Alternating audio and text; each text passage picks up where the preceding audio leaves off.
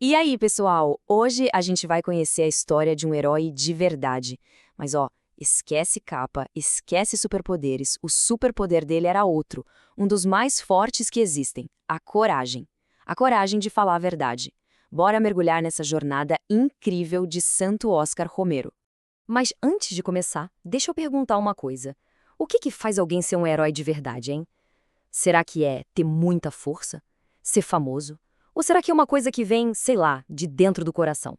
Fica com essa pergunta na cabeça, porque a história de hoje vai dar uma boa pista da resposta. Então vamos lá. A nossa aventura começa com um herói, um tanto inesperado. Sabe, ele não era o tipo que a gente está acostumado a ver nos filmes. Sem capa, sem músculo, nada disso. Ele era, na verdade, bem diferente do que se podia imaginar. Esse aí é o nosso herói, Oscar Romero.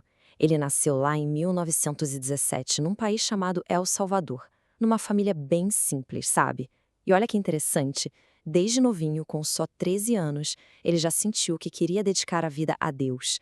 Foi aí que ele entrou para o seminário. E o tempo passou, ele estudou bastante. Em 1942, lá em Roma, ele foi ordenado padre. E o mais curioso sobre ele era o jeito dele.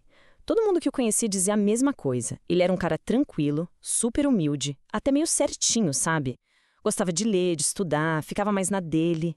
Sério, ninguém, mas ninguém mesmo podia imaginar que aquele padre quietinho se transformaria numa das vozes mais corajosas do planeta. Bom, enquanto o Romero seguia a vida dele, o país onde ele morava, El Salvador, estava passando por uma situação bem complicada. Pensa num cenário de história de aventura bem tenso. De um lado você tinha umas poucas famílias com muito dinheiro e do outro a grande maioria do povo sofrendo com a pobreza. E para piorar, o governo era super violento, calava na marra quem tenta se reclamar. Só que mesmo com todo esse medo, o povo mais pobre começou a se juntar, sabe? A se organizar para lutar por justiça. E é bem aí, nesse cenário todo bagunçado e cheio de conflito, que a nossa história tem uma virada espetacular. Aquele padre todo tranquilo estava prestes a despertar um verdadeiro gigante que vivia dentro dele. Então, olha o que aconteceu em 1977. Uma coisa muito importante. O Romero foi nomeado arcebispo de São Salvador. Ou seja, ele virou o líder da igreja no país. E sabe quem adorou a notícia? Os ricos e poderosos. Eles pensaram assim: ah, que maravilha! O Romero é quietinho, super conservador, não vai atrapalhar nossos planos. Escolha perfeita, super segura. Nossa, mal sabiam eles. Pois é. Só 3 semanas depois dele virar-se bispo, aconteceu uma tragédia. O grande amigo dele, um outro padre chamado Rutílio Grande, um cara que era conhecido por defender o povo do campo, os mais pobres, foi assassinado. A sangue frio. Foi ali, que o chamado para a aventura, para o heroísmo, bateu na porta do Romero. E não tinha como ele ignorar. Tenta imaginar a cena. O Romero, ali, de frente para o corpo do amigo. Naquele momento, a ficha caiu. Ele percebeu que defender os pobres, que falar a verdade, tinha um preço muito alto. E que o próximo podia ser ele. Sabe, o medo podia ter feito ele recuar, se esconder. Mas aconteceu o contrário. Aquilo acendeu uma chama de coragem que nunca mais se apagou. E é aqui que a gente vê a transformação do herói. Épico. Aquele homem que todo mundo achava seguro, que não ia dar trabalho, se tornou o maior defensor dos fracos. O padre, quietinho, reservado, virou a voz do sem voz. Dali pra frente não tinha mais como ele ficar calado. A partir daquele momento, o mundo conheceu um Romero completamente diferente. E agora a gente vai ver esse herói entrando em ação de verdade. Com uma coragem que, nossa, era de outro mundo, o arcebispo Romero começou a usar o cargo dele para lutar. Ele começou a denunciar na cara de todo mundo as coisas horríveis que aconteciam, gente que sumia do nada, torturas, assassinatos. E o mais incrível é que ele era totalmente justo. Ele apontava o dedo para a violência do governo, sim, mas também para a violência dos grupos de guerrilheiros. O lado dele era um só, o do povo que estava sofrendo. E qual era a sua arma secreta? O rádio. É isso mesmo, o rádio. Todo domingo, a missa dele era transmitida para todo o país. E a voz do Romero entrava em todas as casas. E ele fazia uma coisa muito corajosa. Ele lia, um por um, o nome das pessoas que tinham sido assassinadas ou que tinham desaparecido naquela semana. Era um jeito de dar esperança para quem sofria e de avisar os poderosos. Ei, tem alguém de olho em vocês. Mas por que ele se arriscava tanto? Simples, porque isso está lá no coração da mensagem de Jesus. A igreja sempre ensinou que a nossa missão é amar e cuidar de quem mais precisa. Romero não estava inventando nada novo. Ele só estava vivendo o evangelho para valer com toda a coragem do mundo. E aí, veio o momento talvez mais tenso e heróico de todos. Em 23 de março de 1980, ele foi direto ao ponto. Falou diretamente com os soldados, que, aliás, muitos eram cristãos. Ele disse com a voz firme: em nome de Deus e deste povo que sofre, parem com a repressão.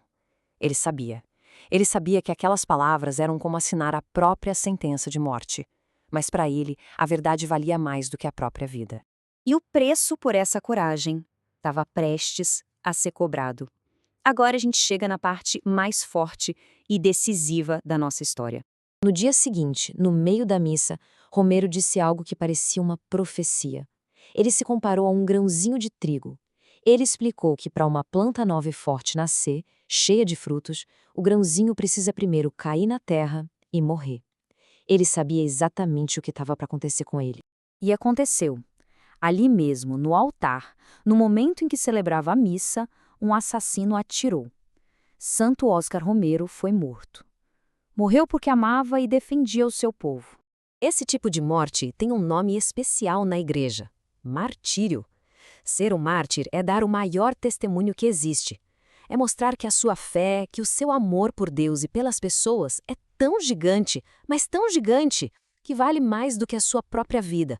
Foi o sacrifício máximo de um herói de verdade. Só que, como em toda grande história de herói, a morte nunca é o fim, né? Na verdade, foi só o começo da parte mais poderosa da história dele.